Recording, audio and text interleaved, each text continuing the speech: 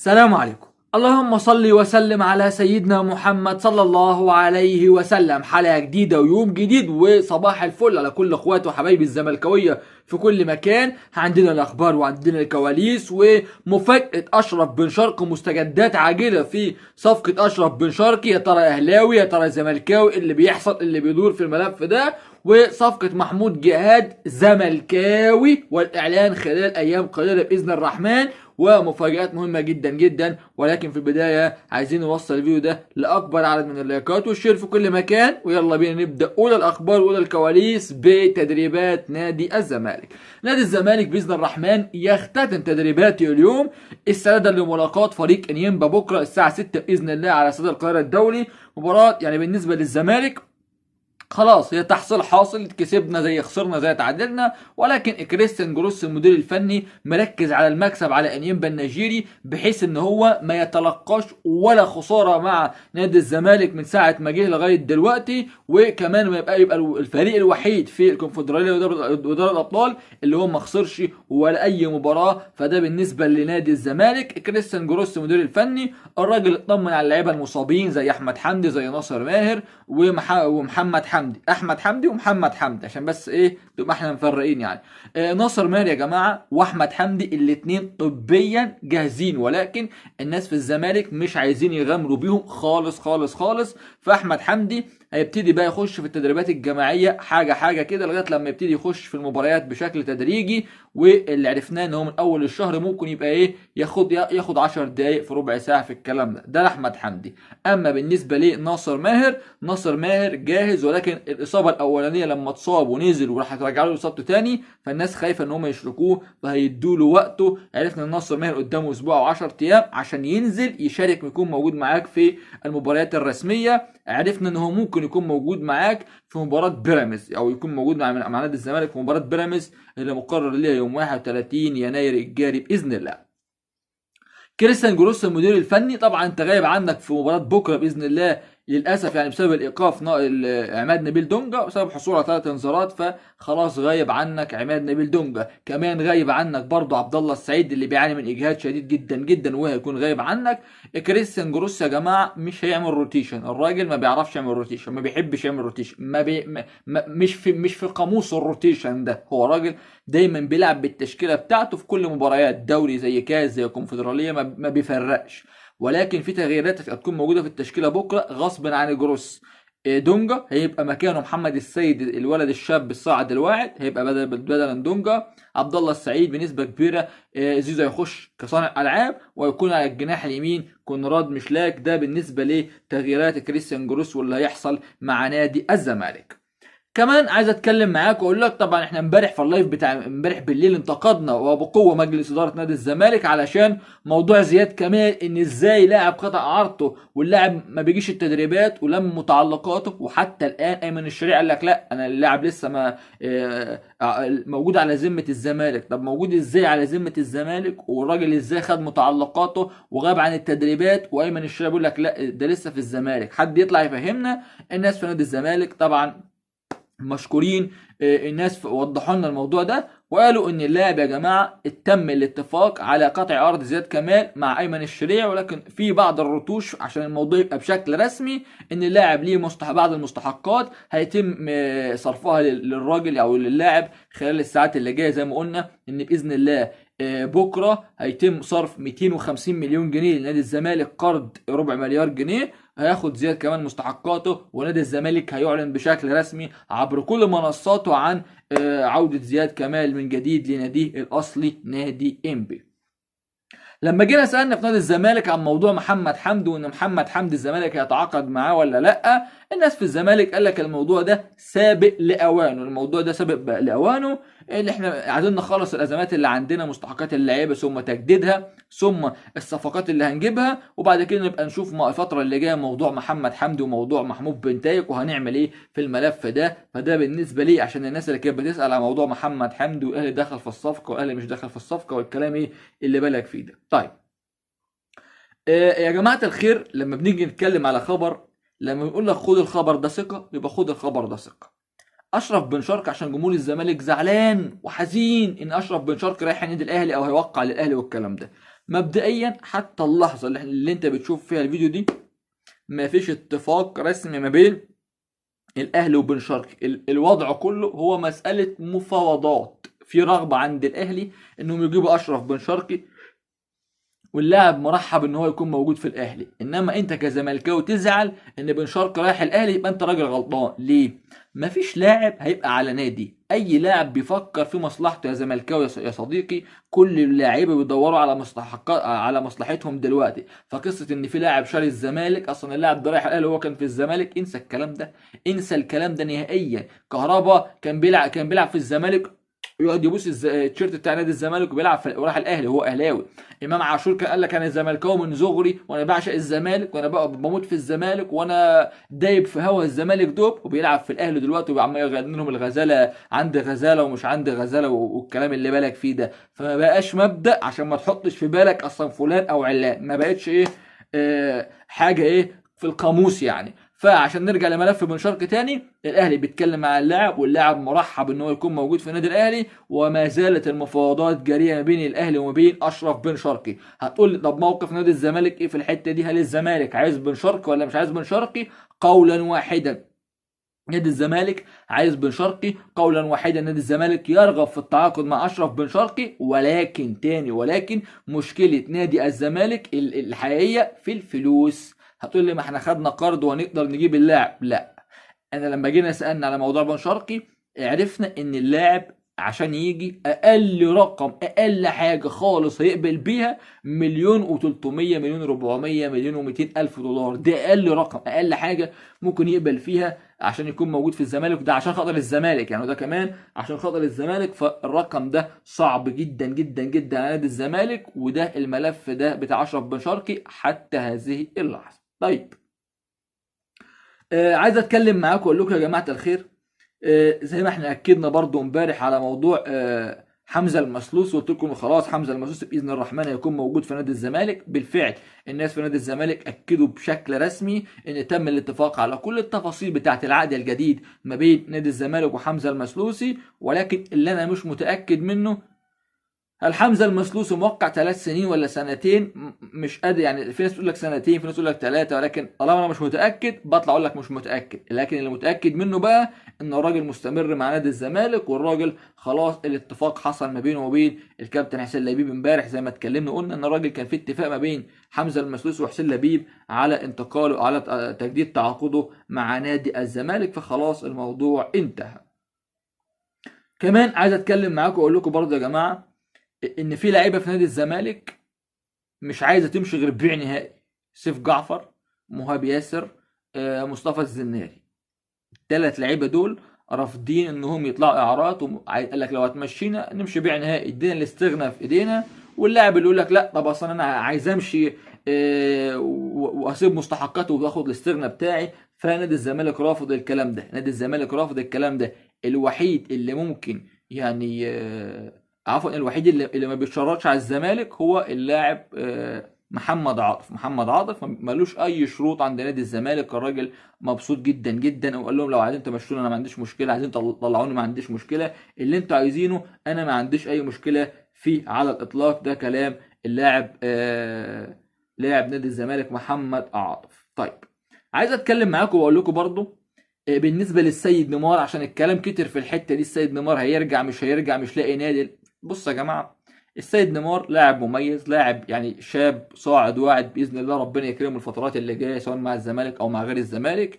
اللاعب طلع من الزمالك اعاره مع البنك الاهلي مع الكابتن طارق مصطفى. وخلي بالك السيد نيمار وقتها كان جاله اكتر من عرض من الدوري المصري، ولكن فضل انتقال للبنك الاهلي علشان الكابتن طارق مصطفى هو اللي تواصل معاه وقال له هتشارك وهتاخد دورك بشكل اساسي والكلام ده. الراجل راح لا شارك ولا بيلعب اساس ولا بيلعب اصلا هناك. فالراجل نفسيته مش افضل حاجه. البنك الاهلي عايز يرجعه واللاعب عايز يرجع، يعني في رغبه من الطرفين. البنك عايز يمشيه يقطع اعارته، ونادي الزمالك عايز واللاعب نفسه عايز يرجع نادي الزمالك عشان ما بيلعبش هناك. فكريستيان جروس من نوع يا جماعه اللي بيعتمد على لعيبه قليله، ما بيحبش زي ما قلنا ايه يعتمد على لعيبه كتير. فالراجل رافض موضوع السيد نيمار في ضغوطات من قبل مجلس إدارة نادي الزمالك على كريستيان جروس علشان يوافق بعودة اللاعب السيد نيمار. فاللي عرفناه برضه الساعات اللي فاتت ان لو كريستيان جروس فضل متمسك بقراره ورأيه ان هو ما يرجعش السيد نيمار من جديد، فنادي الزمالك هيطلع اللاعب، يعني هيرجعه تاني، هيرجعه من البنك، وممكن يطلع إعارة لأي نادي في الدوري المصري. ده بالنسبة لموضوع اللاعب السيد نيمار عشان محدش يضحك عليك. بصوا، قولا واحدا لن يرحل عن نادي الزمالك لا ناصر منسي ولا حسام اشرف من هنا لنهايه الموسم. من هنا ايه؟ لنهايه الموسم. هو كريستيان جروس اللي كان عايز يرحل في المهاجمين اتنين، عمر فرج والجزيري، وعمر فرج الراجل مشي اعاره، واخد بالك، واللي باقي دلوقتي مين؟ الله ينور عليك، سيف الدين الجزيري. طب هتقول الجزيري لما هو كان عايز يمشي امال قاعد ليه؟ عشان قصه الجزيري زي ما انتم عارفين اللاعب كان موقع سنتين وله مستحقات، وكان يروح يشتكي الزمالك في الفيفا لو ما كملش في الزمالك. فالراجل الجزيري موجود غصب عن الاداره وعني وعنك وعن الكل. وقلت تاني وتالت ورابع، رقم واحد بالنسبه لكريستيان جروس هو حسام اشرف.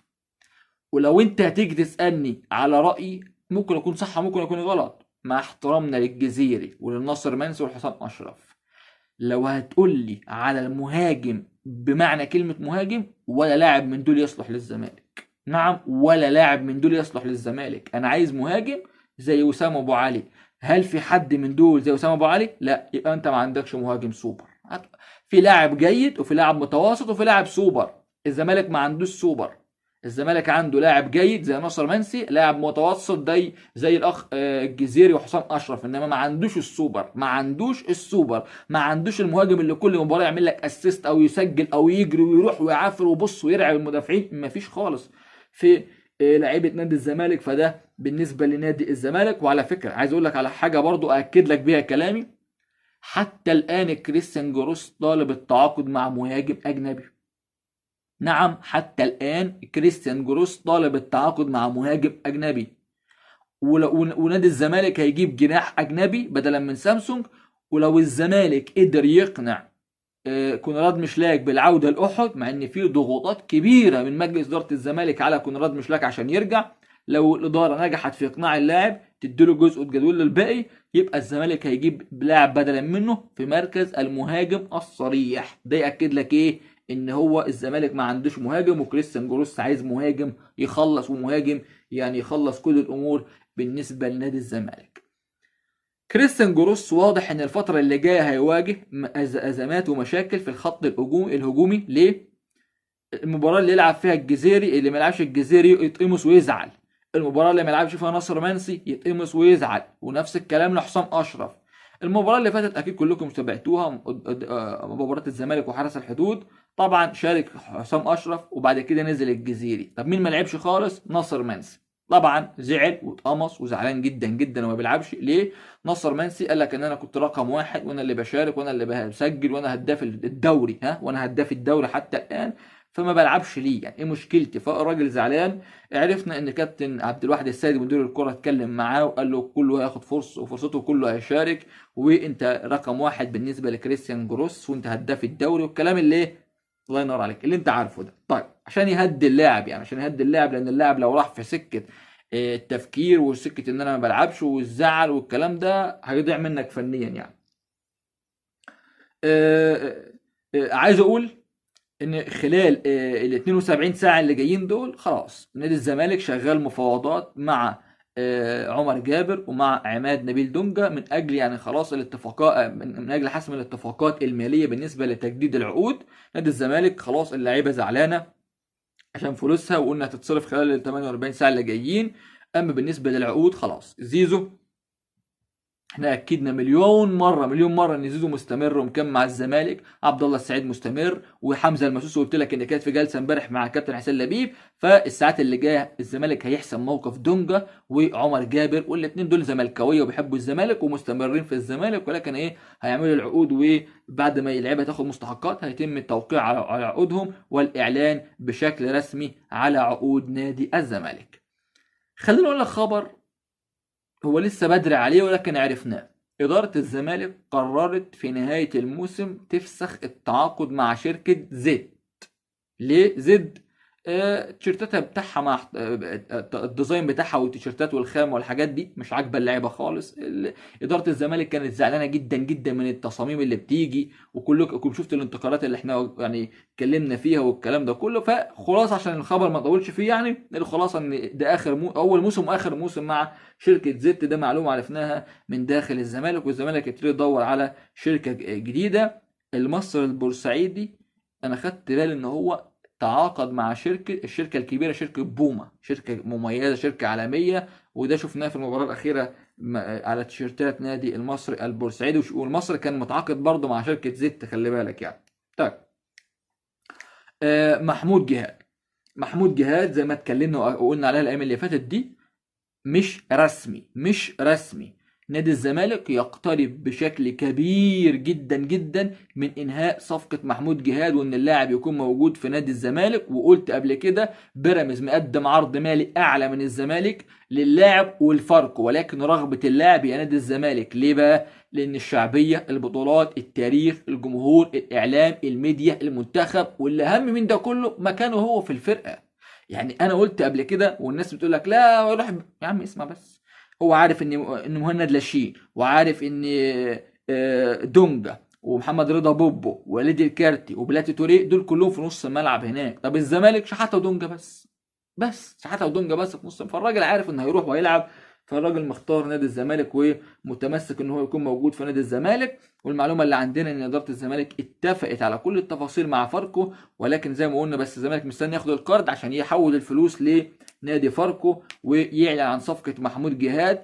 هل الزمالك هيجيبوا اعاره او بيع نهائي؟ الله اعلم، ما عنديش معلومه في الحته دي بما يرضي الله. ده بالنسبه لي اللي بيحصل. جمهور النادي الاهلي بيطالب بايقاف جمهور الزمالك. ليه يا عم الحاج؟ قال لك عشان جمهور الزمالك تجاوز في حق امام عاشور وزوجته الفاضله. لان جمهور الزمالك فضل قال لك مش عارف ايه وايه وايه وكده في المدرجات يعني.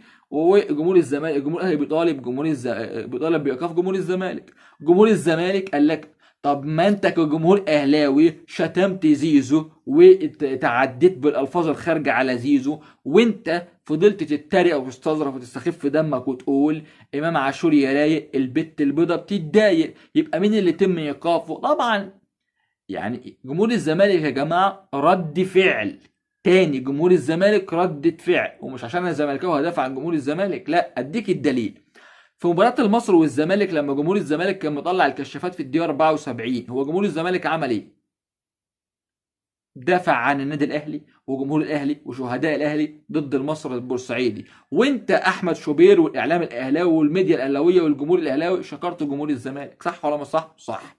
مين اللي قلب الوضع تاني؟ اللي قلب الوضع تاني امام عاشور في الاحتفال في المباريات في الدوري لما جاب البالونه البيضاء ونفخها وحطها تحت الجزمه وفرتكها وقطعها. صح ولا مش صح؟ يبقى مين اللي غلطان؟ مين اللي ردت فعل دلوقتي لما انت يكون عندك لاعب زي امام عاشور؟ ده لاعب مستفز، بلاش نقول اي حاجه تاني، خلينا مستفز. لاعب بيعمل فتنه بين الجمهور.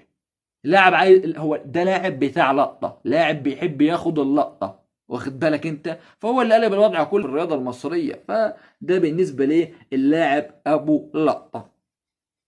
خلينا نتكلم برضو معاكم واقول لكم طبعا ان ان جوزيه جوميز الماتش اللي جاي خلاص عنده مباراة النصر السعودي. طلع من الهلال والعلقة بتاعت التسعة، دخل على طول على النصر السعودي، واللي بإذن الله يديله علقة كمان بإذن الله، ويكون 7-8 بقى المرة دي 9 زي ما تيجي بقى. جوزيه جوميز خلص أو خسر 9، وتاني يوم جاله ايقاف كده 3 فترات وهيستعد للنصر السعودي. وانا بقول لك ايام جوزيه جوميز معدوده في الفتح السعودي، وقلت الكلام ده بمجرد ما عرفت انه رايح الفتح. قلت لكم يا جماعه الراجل ده هيروح ايام معدوده وهياخد استماره 6 وهيمشي.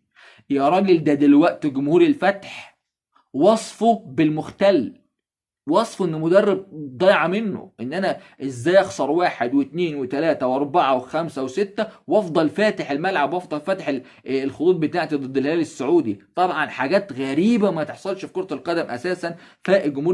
الجمهور بتاع الفتح ماسك جوميز غسيل ومكوى، ماسك جوميز غسيل ومكوى. ولكن اتمنى من جوزيه جوميز، بص عايزك تدوق العذاب. كنت في الزمالك الجمهور عمال يهتف لك ويقول لك 1 2 جوميز ثانك يو، واخد سوبر، واخد كونفدراليه، كنت هتنافس على الكونفدراليه الموسم الجديد وعلى الدوري وانت موجود بس في الكاس الاهلي مش موجود، يعني حظوظك اكتر بكتير من اي نادي تاني، والامور كلها مستقره والامور زي الفل، ولكن انت طمعك الرايح للمشروع. مشروع يا ابو مشروع، مشروع يا ابو تسعه، يا ابو تسعه صفر.